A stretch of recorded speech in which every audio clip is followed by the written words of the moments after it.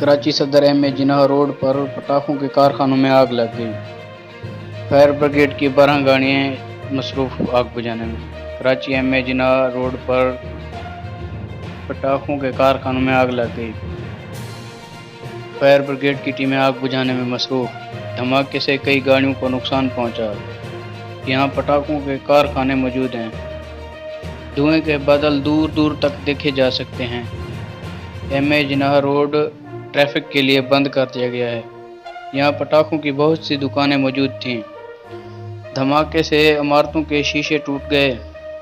زیادہ تر افراد شیشے لگنے کی وجہ سے زخمی ہوئے۔ زخمیوں کو فوری طبی امداد فراہم کی جا رہی ہے۔ آگ پر جلد سے جلد قابو پا لیا جائے گا۔ فائر بریگیڈ کی ٹیمیں آگ بجھانے میں مصروف۔ مزید اپڈیٹ کے لیے ہمارے چینل کو سبسکرائب کریں، بیل آئیکن دبا دیں تاکہ تازہ آنے والی ویڈیو کی نوٹیفیکیشن آپ کو مل سکے۔